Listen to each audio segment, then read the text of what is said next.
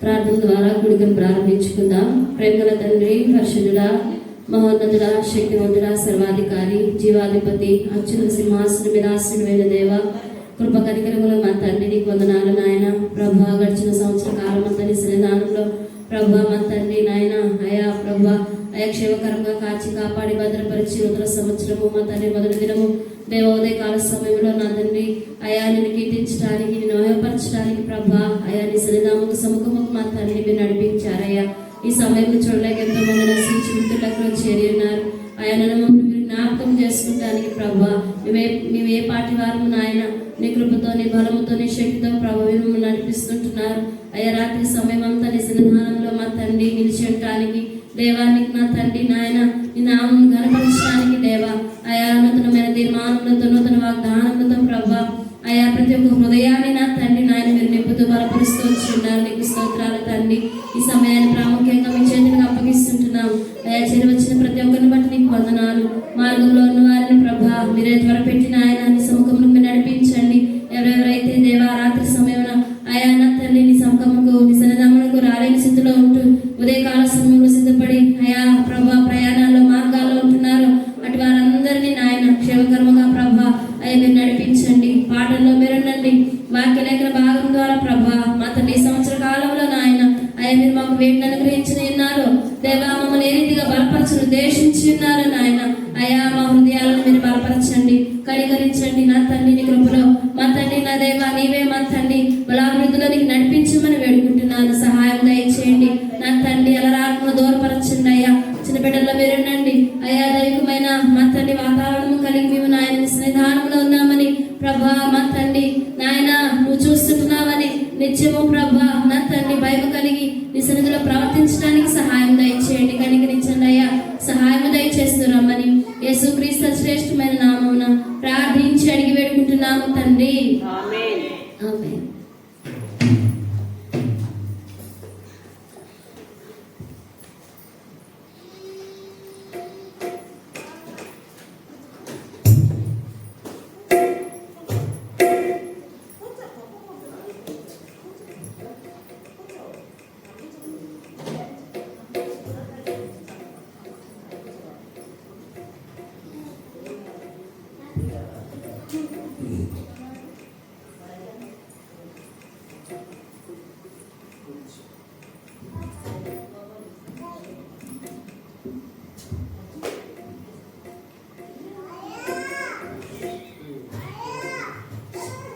CID గీతం నుండి పాట పాడుతున్నాం.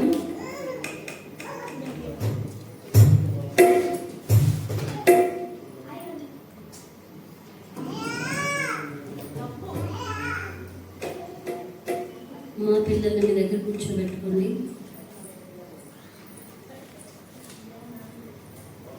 పాట సంఖ్య 253 పాడుకుందాం. 253, 251. సియోను గీతము నుండి పాట సంఖ్య 253, 251 పాట పాడుకుందాం. దేవుని స్తుతించాలండి గత సంవత్సరమున కాపాడేననే పాట. మొదటి 2 చరణాలు, చివరి చరణం పాడుకుందాం. దేవుని స్తుతించాలండి గత సంవత్సరమున కాపాడెను. దేవుని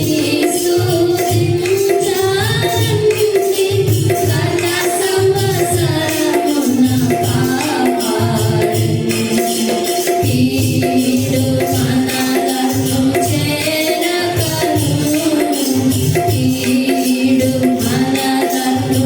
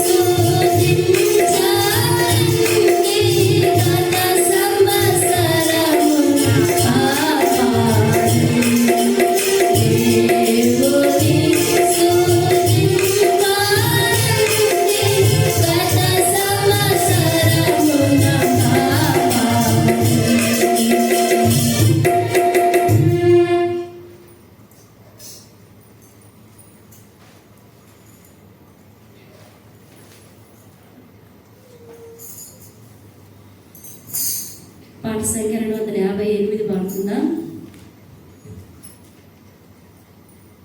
258, 256. ఓ భక్తులారా, మనమందరము నిత్యము యేసుని స్తుతించదమనే పాట అందరం కలిసి బిగ్గరగా దేవుని సన్నిధానంలో సంతోషముతో దేవుని కీర్తిద్దాం. ఎవరు మౌనులై ఉండద్దు.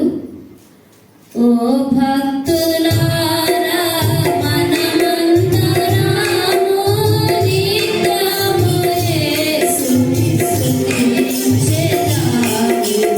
ఓ భక్తులారా, మనమందరము నిత్యము యేసుని స్తుతించెదము. గతకాలమున మన ప్రభు యేసు నూతనాది వేదనను, గతకాలమున మన ప్రభు యేసు నూతనాది వేదనను ఖ్యాతిగా నొసగే మనకు, ఖ్యాతిగా నొసగే మనకు. స్తుతించెదమే యేసుని, స్తుతించెదమే యేసుని. నూతన అనుభవములతో ఖ్యాతిగా సర్వశక్తుని. నూతన అనుభవములతో ఖ్యాతిగా సర్వశక్తుని.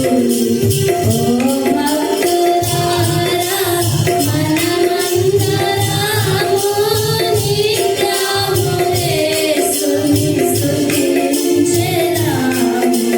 ఓ భక్తులారా, మనమందరము యేసుని స్తుతించెదము. శక్తిమంతుడు మన ప్రభు యేసు నిత్యమును జీవించును. శక్తిమంతుడు మన ప్రభు యేసు నిత్యమును జీవించును. రక్షించును మనలను తానే, రక్షించును మనలను తానే. సంపూర్ణముగా కాయును, సంపూర్ణముగా కాయును.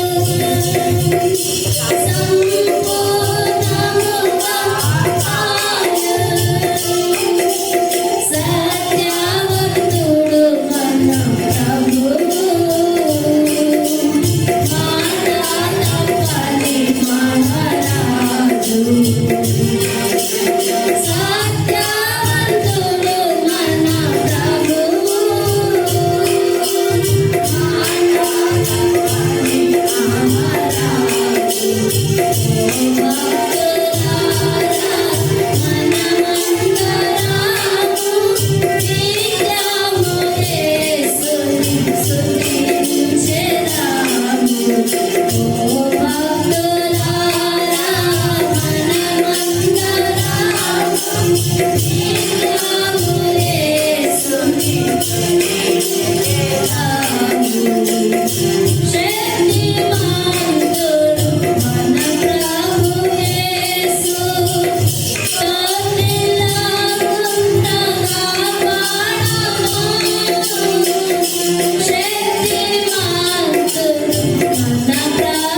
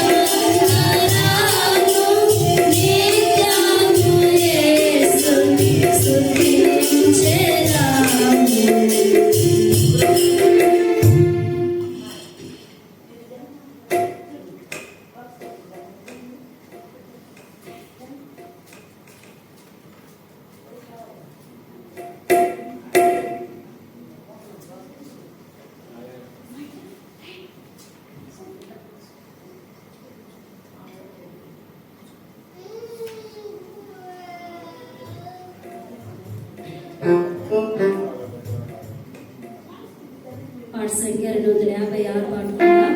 256, 254.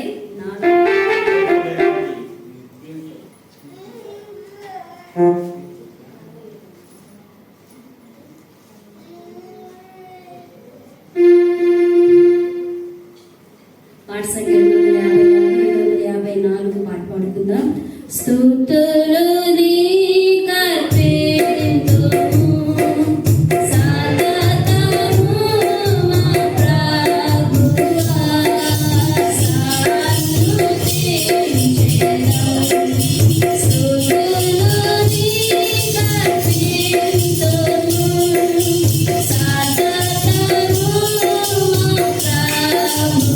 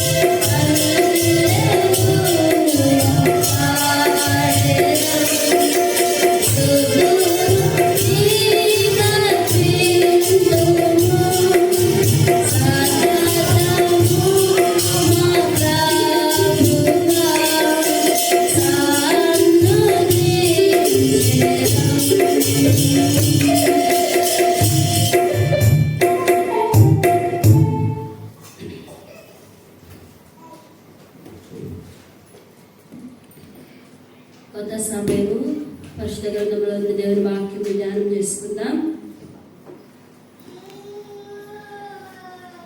ఈ నూతన సంవత్సర కాలంలో దేవుడు మనకు అనుగ్రహిస్తున్న దేవుని మాటలు ఏమై ఉంటున్నాయో కొంత సమయం దేవుని వాక్యమును ధ్యానం చేసుకుందాం. బైబిల్ గ్రంథము తెరిచినట్లయితే ఎస్తేరు గ్రంథము 5వ అధ్యాయము ఎస్తేరు గ్రంథము 5వ అధ్యాయము 6వ వచనం చదువుకుందాం. ఎస్తేరు గ్రంథము 5వ అధ్యాయము 6వ వచనం, పేజీ నంబర్ 419. 17 చదువుదాం రండి, అందరం కలిసి చదువుకుందామా. రాజు ద్రాక్షారసపు విందుకు కూర్చుండి ఎస్తేరును చూచి, నీ కోరిక ఏమిటి, అది నీకు అనుగ్రహింపబడును. నీ మనవి ఏమిటి, అది రాజ్యములో సగము మట్టుకైనను చేయబడునని చెప్పగా, ఎస్తేరు ఇలాగ ప్రత్యుత్తరం ఇచ్చెను. రాజువైన తమ దృష్టికి నా యెడల దయ కలిగి నా మనవి చొప్పునను నా కోరిక చొప్పునను జరిగించుట రాజువైన తమకు అనుకూలమైతే చాలండి. దేవుడు అనుగ్రహించిన ఈ సంవత్సరంలో తనను నమ్మిన వారిని, అనగా తన పరిశుద్ధ రక్తములో కడగబడిన వారికంట, తన పరిశుద్ధ రక్తంలో కడగబడిన వారికి దేవుడు అనుగ్రహించే మేలు ఉన్నతమైనవి. వాటిని ప్రతి వ్యక్తి విశ్వాస జీవిత యాత్రలో ప్రతి వ్యక్తి ఏం చేయాలంట, దాన్ని అనుభవించాలని, ఆ దేవుడు అనుగ్రహిస్తున్న వాటన్నింటినీ పరిపూర్ణముగా మనం ఏం చేయాలి, అనుభవించాలనే కోరిక దేవునికి కలిగిందంట. అందుకని అక్కడ వాక్య లేఖన భాగంలో చూసుకున్నట్లయితే మళ్ళా చదువుదామా ఆ మాటను. అక్కడ కూడా రాజు ద్రాక్షారసపు విందుకు కూర్చుండి ఎస్తేరును చూచి, నీ కోరిక ఏమిటి. ఏమిటంట, ఎస్తేరును చూసి అంటున్నాడు రాజు, నీ కోరిక ఏమిటి. ఈ ఉదయకాల సమయంలో ప్రభు నీతో మనందరితో మాట్లాడుతుంటున్నాడు. నూతన సంవత్సరంలో దేవుని సన్నిధానంలో గడుపుతూ వచ్చాం కదా. నీ కోరిక ఏంటి, నీ ఉద్దేశం ఏంటి, నువ్వేం కావాలనుకుంటున్నావు. ముందుగానే దేవుడు మనకిచ్చిన వాగ్దానాలని మనం తీసుకొని వాటిని చదివి హృదయం సగం సంతోషంతో నింపబడవచ్చు. ఈ సంవత్సర కాలంలో దేవుడు నాతో ఏం మాట్లాడుతున్నాడో, నాకేం చేస్తుంటున్నాడో, దేవుడు నాకేం మేలుని ఎరిగి ఉన్నాడో అని గడిచిన రాత్రి అంతా ఎదురు చూస్తాం. వాగ్దానం తీసుకున్న తర్వాత సంతోషం, ఎందుకంటే ఆయన మనం కోరుకున్నది ఏం చేశాడు, వాగ్దానాన్ని ఇచ్చి ఉన్నాడు. అట్లానే ఈ రాజు యొక్క విషయంలో తన భార్య అయిన రాణి ఎస్తేరు రాణి విషయంలో అహష్వేరోషు యొద్దకు రాణి ఎస్తేరు వచ్చినప్పుడు ఆమంటుంది, నీ దయ. చదువుదాం రండి. అక్కడ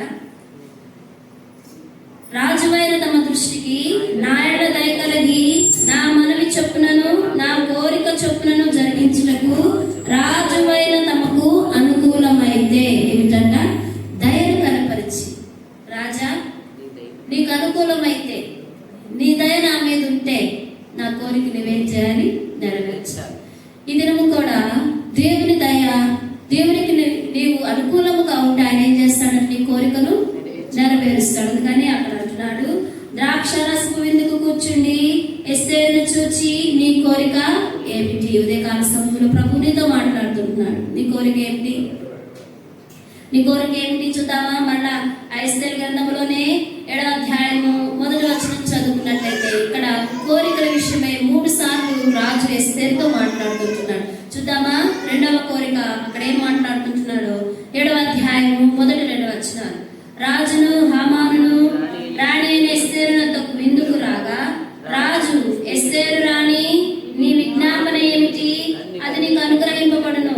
నీ మనవి ఏమిటి, రాజ్యంలో సగము మట్టుకైనను నీకు అనుగ్రహించదనని 2వ నాడు ద్రాక్షారసపు విందులో ఎస్తేరుతో అనెను.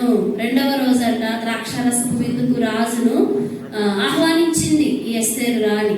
అయితే ఫస్ట్ రోజు వచ్చినప్పుడేమో, నీ కోరిక ఏంటి, నీ ఎడల నాకు దయ కలిగింది, నువ్వేం చెప్పినా అది నా దృష్టికి అనుకూలంగా ఉంటుంది, నీకేం కావాలి, రాజ్యంలో సగభాగమైన నీకు ఇస్తానని చెప్పి రాజు అడుగుతుంటే, 2వ రోజు విందులో కూడా రాజు ఏం చేశాడు, నీ కోరిక ఏంటి, నీ విజ్ఞాపన ఏంటి, నువ్వేం కావాలనుకుంటున్నావు, నువ్వు ఏది అడిగినా నేను ఇవ్వడానికి సిద్ధంగా ఉన్నా. మరి ఒక మాట 9వ అధ్యాయము 12వ వచనంలో కూడా రాజు రాణి అయిన ఎస్తేరుతో, యూదులు షూషాను కోట యందు 500 మందిని హామాను యొక్క 10 మంది కుమారులను బొత్తిగా నాశనం చేసి ఉన్నారు. రాజు యొక్క కొద్ది సంస్థానములలో వారు ఏమి చేసి ఉందరో ఇప్పుడు నీ మనవి ఏమిటి, అది నీకు అనుగ్రహింపబడును. నీవింకను అడుగునదేమి, అది దయచేయబడునని సెలవీయగా. ఒక్క విషయమే రాణి అయిన ఎస్తేరు ఏం చేసింది, ప్రార్థిస్తూ వచ్చింది, మనవి చేస్తూ వచ్చింది, విజ్ఞాపన చేస్తూ వచ్చింది. ఎన్ని పర్యాయాలు, 3 పర్యాయాలు. 3 పర్యాయాలు రాజు ఏం చేస్తూ వచ్చాడు, అమ్మా నువ్వు నాకు అనుకూలంగా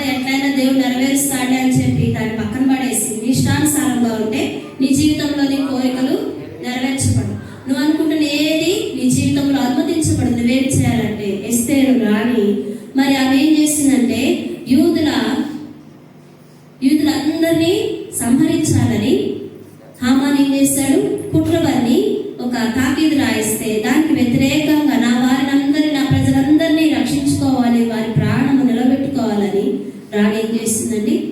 3 దినాలు ఉపవాసం ఉండి ప్రార్థించింది. రాజుని విందుకు పిలిచి కూడా 3 రోజులు ఆమె కోరిక ఏంటో చెప్పలా.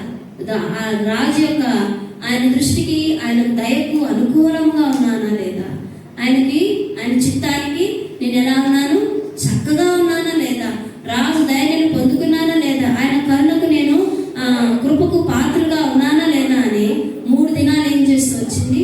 ఎదురు చూసింది. కనుక ఆయన ఏం చేస్తూ వచ్చాడంటే, నీకు సగం కావాలా, నీకేం కావాలో చెప్పు, నీకు ఏదైనా చేయడానికి నేను సిద్ధంగా. ఈ నూతన సంవత్సర కాలంలో దేవుడు నీ పక్షాన్ని ఏది చేయాలని ఆయన ఏమన్నాడు? సిద్ధహస్తుడిగా ఉన్నాడు. నువ్వేమి సిద్ధపరచుకోకపోయినా పర్వాలేదు, ఆయన ఏం చేస్తున్నాడు? సిద్ధంగా ఉన్నాడు. ఆయన సిద్ధపరిచిన దాన్ని పొందుకోవాలంటే నువ్వు ఆయన దయను పొందుకోవాలి, ఆయనకు అనుకూలంగా నీవు నడుచుకోవాలని. చూద్దాం ఇంకా మనకు ఆయన ఏం అనుగ్రహించినా ఉన్నాడు. చూద్దాం రండి. కీర్తనల గ్రంథము 29వ అధ్యాయము 11వ వచనం. పిల్లలను మీ దగ్గర పెట్టుకోండి.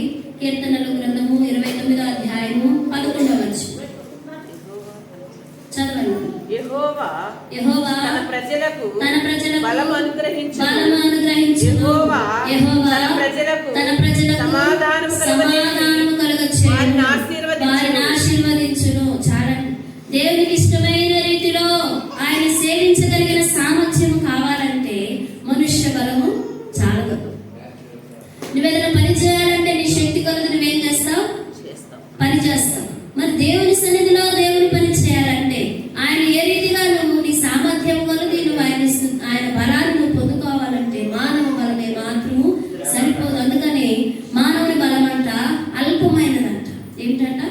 అల్పమైన బలం. అల్పమైన బలములకు మారుగా దేవుని యొక్క అమితమైన బలాన్ని నువ్వేం చేయాలి? పొందుకోవడానికి నేర్చుకోవాలి. అందుకని ఆయన అంటున్నాడు, ఆయన బలమును అనుగ్రహిస్తాడు. ఆయన నీకేం చేస్తాడంటే ఇక సమాధానమును దయచేయును. కనుక మరి యొక్క వచన భాగంలోనికి వద్దామా? చూద్దాం రండి. మరి యొక్క వచన భాగంలో చదువుకున్నట్లయితే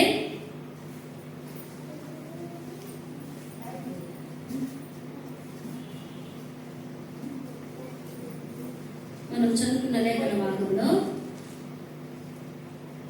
వచ్చిన భాగం చూద్దామా? 29వ అధ్యాయము 11వ వచనం చదువుతున్నాం కదా. 29వ అధ్యాయము 11వ వచనం ఆయన ఏమంటున్నాడు? ఆయన తన ప్రజలకు బలమును అనుగ్రహించును. యెహోవా తన ప్రజలకు సమాధానమును కలుగు చేసి వారిని ఆశీర్వదించును. బలము కలుగు చేయాలనుకుంటున్నాడు. ఆయన ఏం చేస్తాడు? సమాధానం ఇస్తాడంట, ఆశీర్వదిస్తాడు. ఆయన దృష్టికి మనం అనుకూలముగా ఉండి ఆయన దయను మనం పొందుకుంటే ఆయన నీకేం చేస్తాడు? నువ్వు కోరుకున్న ప్రతిదీ ఆయన నీకు నెరవేరుస్తాడు. నీకు బలమును అనుగ్రహిస్తాడు, నీకు సమాధానం దయచేస్తాడు, నిన్ను ఆశీర్వదించాడు. మొదటి వృత్తాంతముల గ్రంథము 16వ అధ్యాయము 27వ వచనం చదువుకుందాం రండి. మొదటి వృత్తాంతముల గ్రంథము 16వ అధ్యాయము 27వ వచన భాగంలోకి వచ్చినట్లయితే ఇంకా ప్రభు మనకు ఎట్టి బలమును అనుగ్రహిస్తుంటున్నాడో చూద్దామా? మొదటి చదవండి. ఘనతా ప్రభావములు ఆయన సన్నిధిని ఉన్నవి. బలమును సంతోషమును ఆయన యొద్ద ఉన్నవి. జనముల కుటుంబములారా యెహోవాకు చెల్లించుడి. మహిమా బలమును యెహోవాకు చెల్లించుడి. యెహోవా నామమునకు తగిన మహిమను ఆయనకు చెల్లించుడి. నైవేద్యముల చేత పుచ్చుకొని ఆయన సన్నిధిని చేరుడి. పరిశుద్ధాలంకారం ఆభరణములు ధరించుకొని ఆయన ఎదుట సాగిలపడుడి. చాలండి. ఇక్కడ ఇశ్రాయేలు జనాంగంతో దేవుడు మాట్లాడుతున్న మాటలు ఎంత స్పష్టముగా దేవుడు అంటున్నాడంటే, ఈ ప్రకారం 16వ అధ్యాయం 1వ వచనంలో ఈ ప్రకారము వారు దేవుని మందసమును తీసుకుని వచ్చి దావీదు దాని కొరకు వేయించిన గుడార నడుమన దాని ఉంచి దేవుని సన్నిధిని దహన బలులను సమాధాన బలులను అర్పించి చాలించిన తర్వాత అతడు యెహోవా నామమున జనులను దీవించెను. దావీదు దేవుని మందసమును ఏర్పరిచిన తర్వాత ఆ మందసం ఎదుట నిలవబడి జనులందరినీ ఏం చేస్తున్నాడు? దీవిస్తున్నాడు. దీవించిన ఆశీర్వాదపు వచ్చిన మాటలు అక్కడ 8వ వచనం చదువుదామా? యెహోవాకు కృతజ్ఞతాస్తుతులు చెల్లించుడి. ఆయన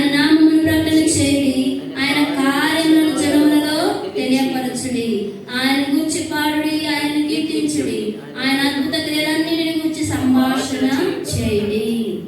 ఆయన నీకు బలం అనుగ్రహించాలంటే, ఆయన నీకు సమాధానం దయచేయాలంటే, ఆయనను ఆశీర్వదించాలంటే నువ్వేం చేయాలో తెలుసా? ఆయన్ని కీర్తించాలి.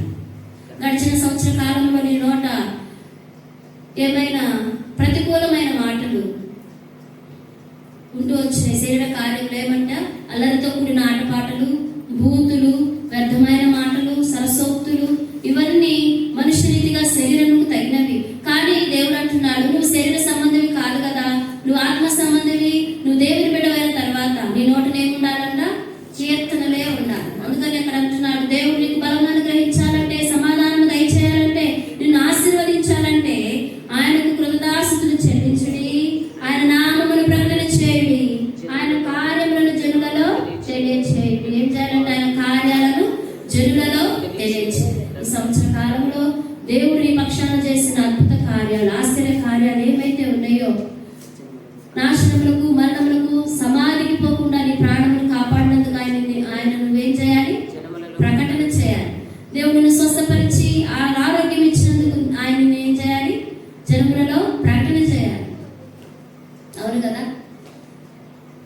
నువ్వు సజీవ లెక్కలో ఉండడానికి నువ్వు నీకు అందం ఉన్నదని, లేదంటే నువ్వు ధైర్యవంతుడు అని, ధనం ఉందని, లేదంటే నువ్వు భాగ్యవంతుడు అని కాదు, కానీ ఆయన దయలో ఆయనకు అనుకూలంగా నేనేం చేయాలనుకుంటున్నాడు? సమాధానమును, బలమును, ఆశీర్వాదమును దయచేయాలనుకుంటున్నాడు. కనుక ఇంతవరకు సజీవ లెక్కలో ఉంటూ వచ్చు. కనుక మనం ఏం చేయాలంటే ఆయన కార్యములను తెలియజేయాలి. జనులు ఏం చేయాలంట? తెలియజేయాలి. ఆయన పరిశుద్ధ నామమును బట్టి అతిశయించుడి. యెహోవాను వెతుకువారు హృదయమందు సంతోషిస్తారు. ఈ నూతన సంవత్సరంలో ఆయన వెతికితే ఆయన మీకు ఏం చేస్తారంట? సంతోషం ఇస్తారంట. అందుకని మనం చదువుకుంటూ వచ్చాం. 27వ వచనం చదువుకుంటే, ఘనత ప్రభావములు ఆయన సన్నిధిని ఉన్నవి, బలమును సంతోషమును ఆయన యొద్ద ఉన్నవి. ఏమున్నాయంట? ఘనత ప్రభావములు. నువ్వు గొప్ప చేసుకుంటే నీకు ఘనత రాదు. దేవుడి నామమును గొప్ప చేస్తే నీకేమొస్తుంది? ఘనత వస్తుంది. దేవుడి నామమును ఎట్లా గొప్ప చేయాలి అంటే, దేవుడు నీకు ఇచ్చిన ఆయుష్ని బట్టి, దేవుడు నీకు ఇచ్చిన స్థితిని బట్టి, దేవుడు నీకు ఇచ్చిన ఆత్మీయతను బట్టి, దేవుడు నీకు ఇచ్చిన సమస్తమైన వాటిని బట్టి నువ్వేం చేయాలి? ఆయన్ని గొప్ప చేయాలి. నువ్వు గొప్ప చేయకపోతే, నువ్వు స్వరం ఎత్తకపోతే రాళ్ళు దేవుని స్తుతిస్తాయంట, భూమి కేకలు వేస్తుందంట. ఆయన వారి జీవితంలో కలుగజేసిన వాటిని బట్టి రాళ్ళు ఏం చేస్తాయి? కేకలు వేస్తాయి. భూమి నోరు తెరిచి స్తుతిస్తుంది. సస్యశ్యామలంగా ఈ భూమిని నింపావయ్యా, ఈ భూమి మీద అనేకులు నిలుచుటకు నన్ను స్థిరపరిచావు. అందుకని భూమిని ఏం చేశాడు? దేవుడు స్థిరపరిచాడంట, దానికి సంపాదన ఏర్పరిచాడు, దాని మీద పునాదులను నిర్మిస్తూ వచ్చాడు. ఎందుకంటే నీకు బలము కలుగజేయడానికి, నీకు సమాధానం దయచేయడానికి, నిన్ను ఆశీర్వదించడానికి, ఆయన బలమును, ఘనతను కలిగి ఉన్న దేవుడు కనుక ఆయన మనం ఏం చేయాలి? జనములలో ఆయన గురించి ప్రకటన చేయాలి. దేవుడు మొట్టమొదటిగా నీకు అనుగ్రహించాలనుకున్నది ఏంటంటే బలమును. ఏంటంట? బలము. గడిచిన సంవత్సర కాలంలో బలము లేకుండా బలహీనంగా, ఆత్మ సంబంధంగా నువ్వు జీవించుకుంటే ఈ సంవత్సరం ఏం చేయాలి? బలము పూని. అందుకని తుదకు ప్రభు యొక్క మహాశక్తిని బట్టి ఏమై ఉన్నాడు? బలవంతులై ఉండి. మనం ఏం చేయాలంట? శరీరంగా చూసుకుంటే నేను చిన్నదాన్ని, తక్కువ దాన్ని, ఎన్నికలేని దాన్ని, నేను దేనికి పనికి వస్తాను, నా మాట ఎవరు వింటారు అని చెప్పి మౌనంగా ఉండే సంవత్సరం కాదు. అవి గడిచిపోయింది. గడిచిన కాలంలో నిన్ను ఎన్నికలేని దానిగా తక్కువగా చేసుకొని అన్ని విషయాల్లో ఎదగకుండా, అంటే మరగుజ్జుతనంతో జీవించి ఉండొచ్చు. ఈ సంవత్సర కాలంలో ఏం చేయమంటున్నాడంటే బలము పూని, నువ్వు బలము కలిగి చిరమండలంలో ఏం చేసుకోవాలి? బలము తెచ్చుకోవాలి, బలపరుచుకోవాలి. అప్పుడే ఆయన నామము నువ్వేం చేస్తావు? ప్రకటిస్తావు, బయలుపరుస్తావు. అద్భుత ఆశ్చర్యకారాన్ని పక్షాన చేసిన వాటన్నింటిని బట్టి నువ్వేం చేస్తావు? దేవుణ్ణి కీర్తించి మహిమపరుస్తావు. చూద్దాం. రెండవది దేవుడు నీకు ఏం అనుగ్రహిస్తుంటున్నాడంటే 2వ కొరింథీయులకు రాసిన పత్రిక, కొత్త నిబంధన గ్రంథంలో నుండి కొరింథీయులకు రాసిన 2వ పత్రిక 12వ అధ్యాయము 9వ వచనం చదువుకుందాం. మొట్టమొదటిగా నీకు దేవుడు బలం అనుగ్రహిస్తుంటున్నాడు. రెండవది 2వ కొరింథీయులకు రాసిన పత్రిక 12వ అధ్యాయము 9వ వచనం. అందుకు నా కృప నీకు చాలును, అందుకు నా కృప నీకు చాలును, బలహీనత బలహీనత యందు నా శక్తి నా శక్తి పరిపూర్ణమగుచున్నదని పరిపూర్ణమగుచున్నదని ఆయన నాతో చెప్పెను. ఆయన నాతో చెప్పెను. కాగా కాగా క్రీస్తు శక్తి క్రీస్తు శక్తి నా మీద నిలిచి నా మీద నిమిత్తము నిలిచియుండు నిమిత్తము విశేషముగా విశేషముగా నా బలహీనత నా యందే బలహీనతల యందే బహుగా సంతోషముగా బహుగా సంతోషముగా అతిశయపడుదును. అతిశయపడుదును. నేనెప్పుడు బలహీనను నేనెప్పుడు బలహీనుడను, అప్పుడు బలవంతుడను కనుక బలవంతుడను కనుక క్రీస్తు క్రీస్తు నిమిత్తము నిమిత్తము నాకు కలిగిన నాకు కలిగిన బలహీనతలలోను బలహీనతలలోను నిందలలోను నిందలలోను ఇబ్బందులలోను హింసలలోను హింసలలోను ఉపద్రవములలోను నేను నేను సంతోషించుచున్నాను. సంతోషించుచున్నాను. అపోస్తలుడైన పౌలు అండి తన జీవితంలో పాపం విషయమై హింసకుడుగా, దూషకుడుగా, హానికరుడుగా జీవిస్తున్నప్పుడంట కానీ అతిశయపడవలసి వచ్చినది. ప్రభు దర్శనముల గురించి ప్రత్యక్షతల గురించి చెప్పుదును. క్రీస్తు నందున్న ఒక మనిషిని నేను ఎరుగుదును. అతడు 14 సంవత్సరముల క్రిందట 3వ ఆకాశమును కొనిపోబడెను. ఇక్కడ అంటున్నాడు అపోస్తలుడైన పౌలు ఒక వ్యక్తిని చూశాడంట. ఆ వ్యక్తి విషయమై ఆయనకి ఏం కలిగిందంట, దేవుడు నాకు దర్శనాలు ఇస్తుంటున్నాడు, ఆయన నాకేం చేస్తున్నాడంటే ప్రభువును గురించిన ప్రత్యక్షతను నాకు కలుగ చేస్తున్నాడు. ఆ ప్రత్యక్షతల్లో నేను ఒక ప్రత్యక్షతను చూశాను. ఒక వ్యక్తి ఉన్నాడు, ఆయన ప్రాణముతో వెళ్ళాడో ప్రాణము లేకుండా వెళ్ళాడో నాకైతే తెలియదు, అది దేవునికే తెలుసు. ఆ వ్యక్తి ఎవరంటే ఆయన యొక్క విధానాన్ని చెబుతూ అక్కడ ఆ వ్యక్తి గురించి మాట్లాడుతుంటున్నాడు. ఆ వ్యక్తి ఎవరంటే యేసు క్రీస్తు ప్రభు యొక్క శిష్యులలో ఒక శిష్యుడు. చూద్దాం 3వ వచనంలో, అట్టి మనుషుని నేను ఎరుగుదును, అతడు పరదేశంలోనికి కొనిపోబడి వచింపశక్యము గాని మాటలు వినెను. ఆ మాటలు మనుషుడు పలకకూడదు. అతడు శరీరముతో కొనిపోబడెను, శరీరము లేక కొనిపోబడెను, నేను ఎరుగను, అది దేవునికే తెలియను. అట్టి వాని గురించి అతిశయింతును. నా విషయమైతేను నా బలహీనత ఎందే గాక వేరే విధముగా అతిశయింపను. అతిశయపడ్డకు ఇచ్చయించినను నేను సత్యమే పలుకుదును కనుక అవివేకిని కాకపోతును. కానీ నా యందు ఎవడైనా చూచిన దానికన్నను నా వలన విని దానికన్నను నన్ను ఎక్కువ ఘనముగా ఎంచునేమో అని అతిశయించుట మానుకొనుచున్నాను. చదువుతాం ఇంకా. నాకు కలిగిన ప్రత్యక్షతలు ఒక విశేషముగా ఉన్నందున నేను అత్యధికముగా హెచ్చిపోకుండా నిమిత్తము నా శరీరంలో ఒక ముళ్ళు నేను అత్యధికముగా హెచ్చిపోకుండా నిమిత్తము నన్ను నలగొట్టుటకు సాతాను యొక్క దూతగా ఉంచబడెను. ఇక్కడ రెండవది ఇక్కడ ఏంటంటే అపోస్తలుడైన పౌలుకు దేవుడిస్తున్న ప్రత్యక్షత, దేవుడిస్తున్న దర్శనం. పౌలు యొక్క స్వభావం చూసుకున్నట్లయితే దేవుని యొక్క బిడగా మార్పు చెందక మునుపు హింసకుడుగా, దూషకుడుగా, హానికరుడుగా ఉంటూ జీవించాడు. దేవునికి ఎంతో దూరస్తుడిగా ఉన్నాడు. గత సంవత్సర కాలంలో నీవేమో ఎలా జీవించి ఉన్నావు? ఇది నువ్వు నూతన సంవత్సరంలో దేవుని సన్నిధానంలోనికి, దేవుని సన్నిధికి వచ్చి ఆయన మాటలు వింటూ ఆయన స్తుతించడానికి, ఆరాధించడానికి దేవుని సన్నిధానానికి వచ్చిన నీ జీవితంలో మరొకసారి మనము పరిశీలనగా చూసుకున్నట్లయితే గడిచిన సంవత్సరంలో దేవునికి ఎలా ఉన్నా? దూరముగా నీ నోటి మాటల ద్వారా దేవునికి వ్యతిరేకంగా మాట్లాడినా, లేదంటే అనేక పరిస్థితుల్లో దేవుని సన్నిధానాన్ని కోల్పోతూ నీ పనులలో, నీ ప్రయాసములలో, నీ భారంలో ఉంటూ ఏవి దేవునికి నిన్ను దూరంగా చేసినాయో దాన్ని బట్టి, అంటే నీ కలిగిన పనిని బట్టి, నీ కలిగిన జ్ఞానాన్ని బట్టి, లోకపరంగా నీ కలిగిన సంపదను బట్టి, నీకున్న సర్కిల్ని బట్టి కొంతమంది ఏం చేస్తారంటే అతిశయపడతారు. బలం కలిగామని, లేదంటే సంతోషంగా ఉన్నామని, ఇల్లు కట్టుకున్నాము, గొప్పగా ఉన్నామని అతిశయపడుతూ ధార్మికంగా ప్రవర్తిస్తారు కదా. అయితే ఇక్కడ అపోస్తలుడైన పౌలు విషయం చూసుకున్నట్లయితే, మునుపు నా జీవితంలో నిష్ప్రయోజకుడుగా, వ్యర్థుడిగా, పనికి మారిన వాడుగా, దేవునికి దూరస్తుడిగా, హింసకుడుగా, హానికరుడుగా నేను ఇంటూ వచ్చాను. అయితే ఇప్పుడు దేవుని ప్రత్యక్షతను, క్రీస్తునందు దేవుని ప్రత్యక్షతలు, ప్రభు దర్శనములను ఏం చేస్తున్నాడట చెప్పే అటు గొప్ప ఆత్మీయమైన కార్యాన్ని అపోస్తలుడైన పౌలు కలిగి జీవించాడు. ఎందుకంటే బలహీనతల ఎందే తన బలాన్ని ఏం చేస్తున్నాడంట అధికంగా పొందుకుంటున్నాడు. అందుకని నేను అతిశయపడటానికి ఏమీ లేదు నాలో,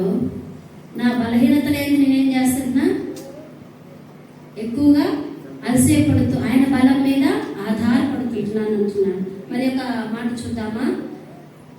మూడవదిగా హగ్గయి గ్రంథము 2వ అధ్యాయము 9వ వచనం. హగ్గయి గ్రంథము 2వ అధ్యాయము 9వ వచనం చదువుదాం. Page number 776. ఈ కడవరి మందిరం యొక్క మహిమ మునుపటి మందిరం యొక్క మహిమను మించినని సైన్యములకు అధిపతి యెహోవా సెలవిస్తున్నాడు. ఈ స్థలమందు నేను సమాధానము నిలుపని అనుగ్రహించదను. ఇదే సైన్యములకు అధిపతి యెహోవా వాక్కు. ఏం చేస్తున్నాడంట? ఈ స్థలమందు నీకు సమాధానం. మూడవది ఏంటి? సమాధానం. మొట్టమొదటిదేమో బలము, రెండవదేమో ఆయన ప్రత్యక్షతలు. దర్శనాల విషయమా, మందిరపరమైన ప్రత్యక్షతల సౌలును ఏర్పరచుకున్న దేవుడు ఉదయకాల సమయంలో దేవుని యందు బలమును, దేవుని యందు కృపను, దేవునికి అనుకూలంగా నువ్వు జీవించినట్లయితే నీ కోరిక ఏదైనా సరే ఆయన ఏం చేస్తాడంట? అనుగ్రహిస్తాడు. అది నెరవేర్చే దేవుడు కనుక రెండవది ఆయన ప్రత్యక్షతను కోరుకుందాం. మొట్టమొదటి దేవా నీ బలము మాకు దయచేయ. మేమేం కోరుకున్నాను? అందుకని ఎస్తేరు గ్రంథంలో రాజు 3 సార్లు మొదటి రోజు నీ కోరిక ఏంటి? నువ్వేం కావాలనుకున్నావు? నీ బిడ్డ పెళ్లి కావాలనుకున్నావా? అప్పులు తీర్పోవాలనుకున్నావా? ఆర్థికంగా స్థిరపడాలనుకున్నావా? ఆరోగ్యం కావాలనుకున్నావా? నువ్వు శరీరంగా ఏం కావాలనుకున్నా, ఆత్మీయంగా ఏం కావాలనుకున్నా, ఆ రెండు నేనేం చేస్తా? నీకు దయచేస్తా. అందుకనే నేను ఎలా ఉన్నానంటే సిద్ధంగా ఉన్నా. ఈ సంవత్సర కాలం ప్రభు మనకు సమీపంగా ఉన్నాడు. ఆయన మనకు సిద్ధంగా ఉన్నాడు. మనం ఏది అడిగినా అది మనకు దయచేసే దేవుడు. అయితే మనం ఏం చేయాలి? ఆయన దయను పొందుకోవాలి. ఆయన అనుగ్రహంలో, ఆయనకు అనుగ్రహంగా, ఆయనకు దగ్గరగా మనం ఉండాలి. అప్పుడే మనము కోరుకున్న ప్రతీది. ఏం కోరుకోమంటున్నాడంటే ఆయన బలమును కోరుకోమంటున్నాడు. ఏమి కోరుకోమంటున్నాడు అపోస్తలుడైన పౌలు? ఆయన ప్రత్యక్షతలను కోరుకో. నేను శరీరంతో ఉన్నానో శరీరంతో లేక ఆయన సన్నిధానం చేరుకున్నాడో నేనైతే నాకైతే తెలియదు, అది దేవునికే తెలుసు. కానీ నా ప్రత్యక్షతను చూస్తూ వచ్చా. ఇది ప్రత్యక్షత కావాలని నువ్వు కోరుకుంటే ప్రభు ఏం చేస్తాడు? ఈ సంవత్సర కాలంలో నూతనంగా మళ్ళా నీకు ఇస్తాడు ప్రత్యక్షత. మూడోది ఏంటంటే సమాధానం అంట. మునుపటి మందిరం విషయం కన్నా ఇప్పటి కడవరి మందిరం యొక్క మహిమ మునుపటి మందిరం యొక్క మహిమను మించునని. కడవరి మందిరం అంటే ఏంటి? దేవుడు పరలోకం నుండి దిగి వచ్చినప్పుడు అప్పుడు ఏంటంటే అది కడవరి మందిరం. ఆ మహిమ కన్నా మునుపటి మందిరం యొక్క మహిమ మించును. ఇప్పుడున్న మందిరం మహిమ కన్నా ఆయన వచ్చినప్పుడు సంఘముగా మందిరముగా కట్టబడుతూ ఆయన ఎదుర్కొనే సమయంలో ఉన్న మహిమ అంట ఎక్కువగా ఉంటుందంట. అందుకని ఆయన ఏం చేయాలనుకుంటున్నాడు? నీకు సమాధానం. ఆ ఎక్కువైన మహిమ నీకు కావాలంటే నీ జీవితంలో ఏముండాలి? సమాధానం.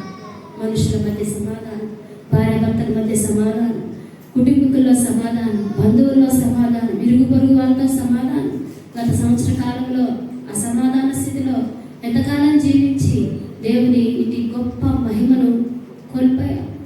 దేవుని గొప్ప మహిమకు దూరమైపోయావు. అందుకని కడవరి మహిమ కన్నా, మందిరము కన్నా మునుపటి మహిమ మందిరము ఎక్కువైన మహిమగా చేస్తున్నాడు. అందుకని సమాధానము దయచేయ అనుగ్రహించి ఉన్నాను అంటున్నాడు. యోబు గ్రంథం 22వ అధ్యాయము 21వ వచనం చదువుతామా? ఈ సమాధానం విషయమై యోబు గ్రంథం 22వ అధ్యాయము 21వ. ఆయనతో సహవాసం చేసిన ఎడల ఆయనతో సహవాసం చేసిన ఎడల సమాధానము కలుగును. అలాగున నీకు మేలు కలుగును. సమాధానము దయచేస్తున్నాను అన్నాడు కదా. మరి ఎవరితో సహవాసం చేస్తే సమాధానం? ఆయనతో సహవాసం చేస్తేనే సమాధానం. ఎవరి మధ్య సమాధానం? దేవునికి నీకు సమాధానం, మనుషులకు నీకు సమాధానం, లోకంలో ఉన్న ప్రతి ఒక్కరితో నీకు సమాధానం. ఈనాడు ఎవరితో నీకు సమాధానం ఉండదు. నాకు నేను చాలు, నా కుటుంబం నాకు చాలు, నాది నాకు చాలు అని చెప్పి గిరిగీసుకొని గిరిలోనే ఉంటే అందరితో సమాధాన పడాలా లేదా? సమాధాన పడాలి. ఎందుకంటే మన ప్రభు సమాధానకర్త. నువ్వు అందరితో సమాధానంగా ఉండాలంటే నీ మొదటి నీ సహవాసం ఎవరితో ఉండాలి? దేవునితో. చుట్టుపక్కల వారితో కాదు, ముచ్చట్లలో కాదు, లేదా పనికి పోయినప్పుడు ఆ కబుర్లు ఈ కబుర్లు అని చెప్పి సమయాన్ని వ్యర్థంగా కాలాన్ని గడపడంలో కాదు. సహవాసము తండ్రితో ఉండాలి, ఆయన కుమారుడు యేసుక్రీస్తు ప్రభువుతో ఉండాలి. అప్పుడు ఆయన పరిశుద్ధాత్మ యొక్క అన్యోన్య సహవాసంతో ఉంటే ఆయన ఏం చేస్తాడు? నీకు సమాధానం దయచేస్తాడు. చదువుదాం రండి. సమాధానం కలుగును, ఆయన నీకు మేలు కలుగును, ఆయన నోటి ఉపదేశమును అవలంబించుము, ఆయన మాటలను నీ హృదయంలో ఉంచుకొనుము. సర్వశక్తిని వైపు నీవు తిరిగిన ఎడలా, నీ గుడారములో నుండి దుర్మార్గతను ఘోరముగా తొలగించిన ఎడలా నీవు అభివృద్ధి పొందేదవు. చూడండి దేవుని కోరికలు. మొట్టమొదటిగా ఎస్తేరు కోరిక ఏంటమ్మా? నీ కోరిక అని రాజు అడుగుతూ వచ్చాడు. ఇక్కడేమో దేవుడు అంటున్నాడు, ఇదిగో నీ గుడారంలో నుండి దుర్మార్గతను తీసేసుకో, చెడుతనం తీసేసుకో, పాపాన్ని తీసేసుకో, అవిధేయతను కడిగేసుకో, వీటన్నిటిని తొలగించి తీసేసి దూరం చేసుకుంటే ఆయన ఏం చేస్తాడంట? నీవు అభివృద్ధి పొందేదవు. సమాధానంలో రెండవ భాగం ఏంటో తెలుసా? అభివృద్ధి. సమాధానంలో రెండవ భాగం ఏంటి? అభివృద్ధి. నీకు అభివృద్ధి పొందాలనుకుంటే నువ్వేం చేయాలి? ఆయనతో సహవాసం చేయాలి. ఆ సహవాసంలో దేవుడు నీకు సమాధానం ఇస్తాడట. నీ ఆ సమాధానం ఇచ్చినప్పుడు, ఆయన మాట్లాడుతున్నప్పుడు నీ గుడారంలో దాగి ఉన్న ఆ దుర్మార్గతను ఏం చేయాలి? తీసివేసి తొలగించేసుకోవాలి, దూరపరచుకోవాలి. అప్పుడు నిన్ను అభివృద్ధి చేస్తాడు. ఇంతగా ఇన్ని విషయాలు దేవుడు నీకు అనుగ్రహించాలనుకుంటున్నాడు. ఈ నూతన సంవత్సరంలో ఏం చేయాలనుకుంటున్నాడంట? వీటన్నిటిని అనుగ్రహించాలనుకుంటున్నాడు. ఇవన్నీ పొందుకోవాలని ఆశ, కోరిక, తృష్ణ, తపన మనందరిలో ఉండాలి. ఆశ, కోరిక, తపన, తృష్ణ ఆత్మ సంబంధమైన వాటిలో ఉంటే దేవుడు నిన్నేం చేస్తాడు? అభివృద్ధి చేస్తాడు. ఎస్తేరు వీటి ఆశ, తృష్ణ, తపన ఉంది కనుకనే నా వారు, నా ఇంటి వారు, నా జనాంగం నశించిపోతున్నారని అంటుంటారా సంతోషంగా? ఈనాడు నీ భర్త నశిస్తున్నాడా? నీ బిడ్డ నశిస్తుంటున్నారా? ఎవరు భారంతో ఉంటున్నారు? ఎవరు సమాధానం లేకుండా ప్రతికూల పరిస్థితుల్లో జీవిస్తుంటున్నారు? వాటి వారందరి విషయమే దేవుడు అంటున్నాడు, నీ భారం సులువుగా చిక్కులు పెట్టి పాపం నువ్వేం చేయి? విడిచిపెట్టే, దుర్మార్గతను తొలగించేసుకో. అప్పుడే నేనేం చేస్తానన్నాడు? అభివృద్ధి చేస్తా ఉన్నాడు. ఏ గ్రంథం 22వ అధ్యాయము 21వ వచనంలో దేవుడు సమాధానం విషయమై మాట్లాడుతూ వచ్చిన దేవుడు కనుక మనం ఏం చేయాలంటే దుర్మార్గతను తొలగించి వేసుకోవాలి. ప్రసంగి గ్రంథము 2వ అధ్యాయం 26వ వచనం చదువుతాం రండి. ప్రసంగి గ్రంథము 2వ అధ్యాయము 26వ వచనం. ఆయన సెలవు లేక ఏలయనగా దైవ దృష్టికి మంచివాడుగా ఉండువానికి దేవుడు జ్ఞానమును తెలివిని ఆనందమును అనుగ్రహించును. అయితే దైవ దృష్టికి ఇచ్చుటకై ప్రయాసపడి పోగు చేయి పనిని ఆయన పాపాత్మునికి నిర్ణయించును. ఇది వ్యర్థముగాను ఒకడు గాలిగా ప్రయాసపడినట్టుగాను ఉన్నది. దేవుని దృష్టి కంట మంచివాడుగా ఉండవానికి దేవుడు ఏమి ఇస్తున్నారంట? జ్ఞానమును, తెలివి, ఆనందం. ఈ మూడు గడిచిన సంవత్సర కాలంలో ఎక్కడ ఆయన దృష్టికి ఇష్టంగా నడుచుకోక, జ్ఞానము, తెలివి, ఆనందం లేకుండా ఏ విషయాల్లో నడుచుకుంటూ వాటికి దూరంగా ఉంటూ ఆయన కోపాన్ని రేపుతూ ఉంటున్నాం.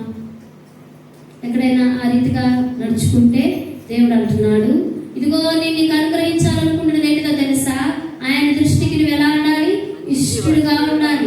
అప్పుడు నీకు జ్ఞానము, నీ కుటుంబం కట్టుకునే జ్ఞానం లేక ఎంత నష్టం పోగొట్టుకున్నావు, ఎంత సమయం వ్యర్థం చేసుకున్నావు, ఎంత దేవుని ఆశీర్వాదం దూరం అయిపోతూ వచ్చావు. కనుక ఈ సంవత్సర కాలంలో దేవా నీ దృష్టికి నేను ఇష్టడుగా ఉంటానయ్యా, నీ జ్ఞానం నాకు దయచేయి, నీ తెలివి నాకు దయచేయి. తెలివితో గదులంట నింపుకోవాలి.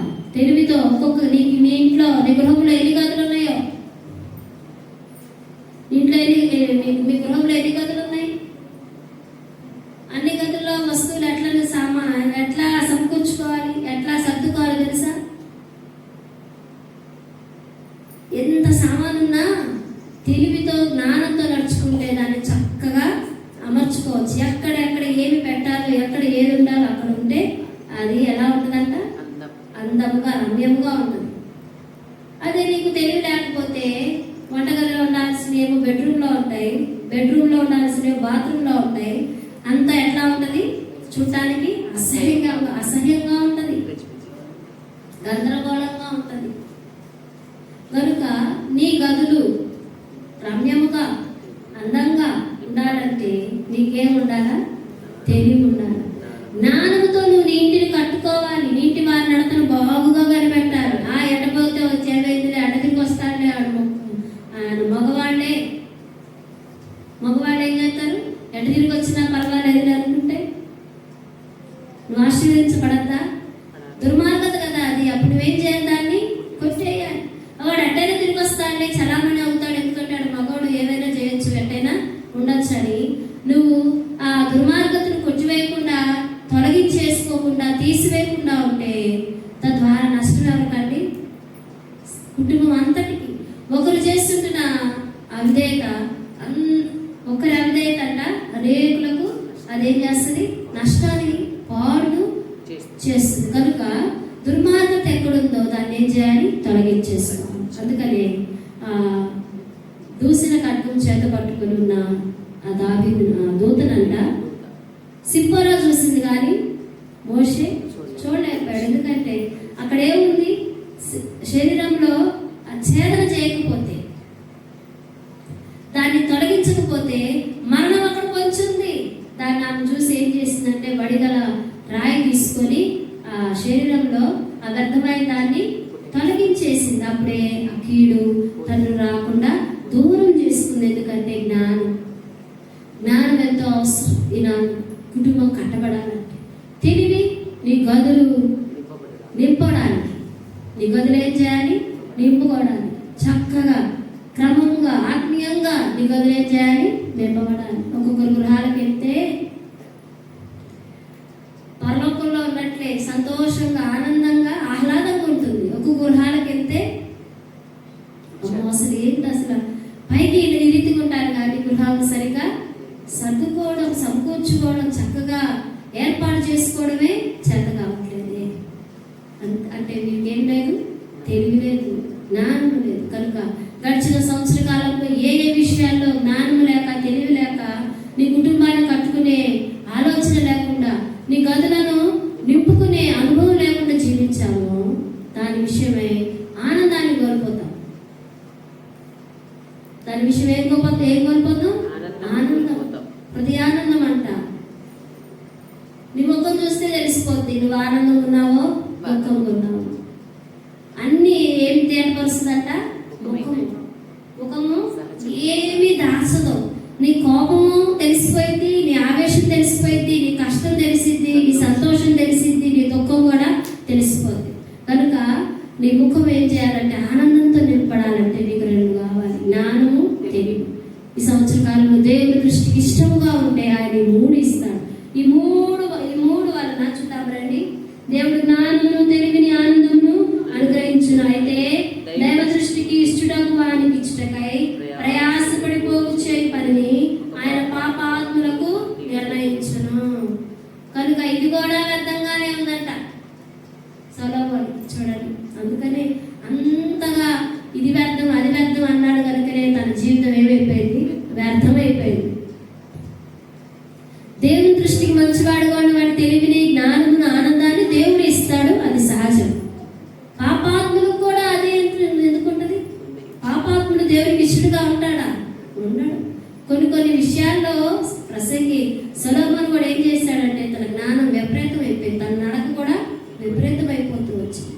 కనుకనే ఆయన కూడా ఏమైపోయాడు? వ్యర్థుడైపోతూ వచ్చాడు. కనుక దేవుని దృష్టికి మనం ఎలా ఉండాలి? ఇష్టలుగా ఉండాలి. సొలొమోను కూడా దేవునికి ఇష్టలుగా ఉండక ఎంతగానో తన భార్య తను ఏం చేశారు? నడవడికను మార్చేశారండి, తిప్పారు. మళ్ళా తిరగల దేవుని వైపు.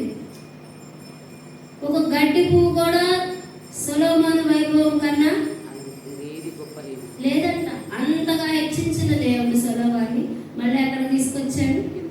అదా పాతాళానికి వచ్చేసాడు. అంటే దేవుని దృష్టికి ఇష్టంగా ఉంటే నిన్ను ఉన్నత స్థలం మీద దేవుడు నిలబెడతాడు. దృష్టికి ఎక్కడ కొంచెం కూడా ఇష్టంగా నడుచుకోకపోతే ఎక్కడ ఉంచుతాడు? కింద ఉంచుతాడు. బురదలో మంటిలో ఉన్న నిన్ను, అందుకని హన్నా గుర్తెరిగి ఆ మాట అంటూ వచ్చింది. కనుక ఆయన దృష్టికి మనం ఎలా ఉండాలి? ఇష్టలుగా ఉండాలి. 2వ దినవృత్తాంతముల గ్రంథము 1వ అధ్యాయము 12వ వచనము చదువుకొని ప్రార్థన చేసుకుందాం. 2వ దినవృత్తాంతముల గ్రంథము 1వ అధ్యాయము 12వ వచనం.